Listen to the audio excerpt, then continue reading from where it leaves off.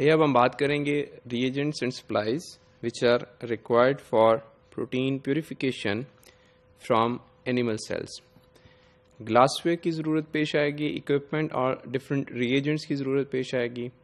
And we have to make sure that all the glassware which we are going to use for protein extraction should be cleaned. उसकी वजह क्या है कि अगर हमारे पास किसी किस्म की प्रीवियस कंटेमिनेशन किसी भी ग्लासवेयर में मौजूद है तो that can contain the proteases. और proteases are those enzymes which can degrade the proteins which we are going to isolate. अगर किसी किस्म का डाउट हो about cleaning or cleanliness of the glassware, then it can be done by dipping or by washing with the sulfuric acid, and once washed with the sulfuric acid, then we can proceed further for washing or for rinsing with the deionized or with distilled water. Sulfuric acid is a concentrated acid. अगर इसको use करें तो इसको जो है एहतियात से use करना चाहिए और अपनी सेल्फ प्रोटेक्शन और प्रोटेक्टिव कवरिंग को जो है वो मैंडेटरी इसमें ख्याल रखना चाहिए.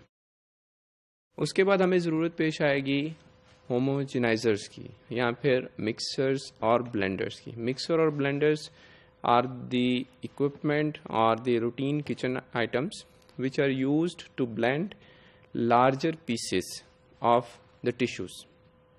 And if we are working with a smaller tissue piece like for example 100 milligram और 200 milligram, तो इतना छोटा सा पीस हम ब्लेंडर में ब्लेंड नहीं कर सकते. For that purpose we use ultra turrax होमोजेनाइजर्स.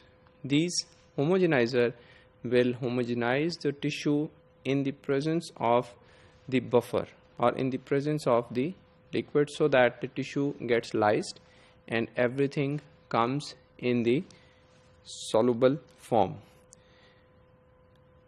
उसके बाद वॉल्यूम के हवाले से जब देखा जाता है वॉल्यूम भी वेरी करती है depending upon again the size of the tissue and preparation of the protein isolation. It can be from 10 ml up to liters, or even it can be smaller than 10 ml if we are working with the smaller piece of tissue, like 1 to 2 ml can be the minimum volume.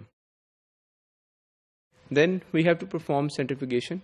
और protein isolation के लिए इस बात का ख्याल रखना चाहिए कि ये सारा प्रोसेस जो है हमें 4 डिग्री सेंटीग्रेड या उससे कम टेम्परेचर पे करना है.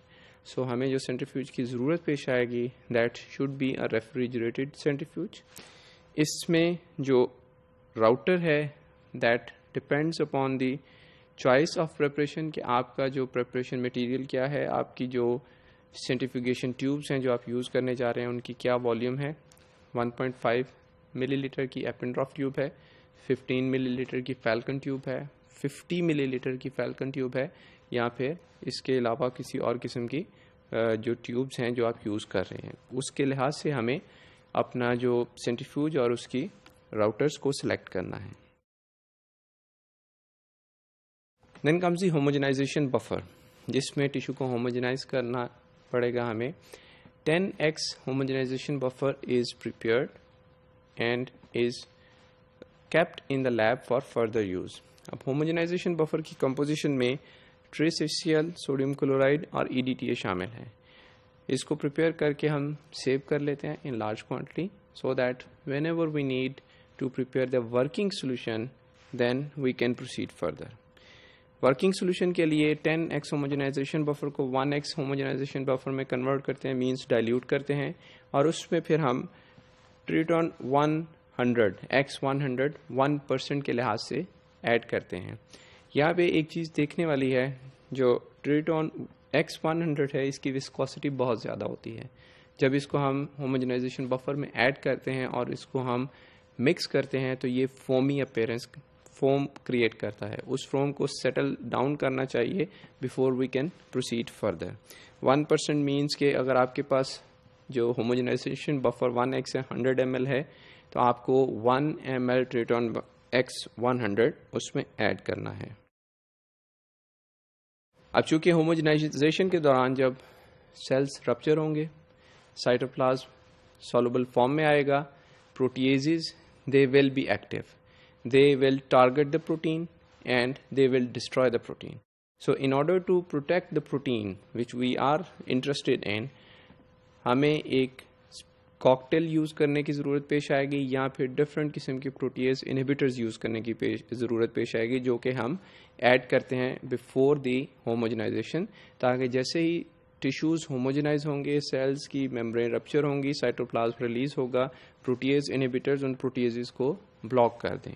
इस स्लाइड को अगर देखें, ये स्लाइड हमें डिफरेंट किस्म के इनहिबिटर्स और उनके टारगेट प्रोटीएज के हवाले से कुछ आइडिया देती है and what is effective concentration which we should use. लेकिन मैं आपको यहाँ पे यही सजेस्ट करूँगा that whenever you plan to use it, optimise the concentration by yourself.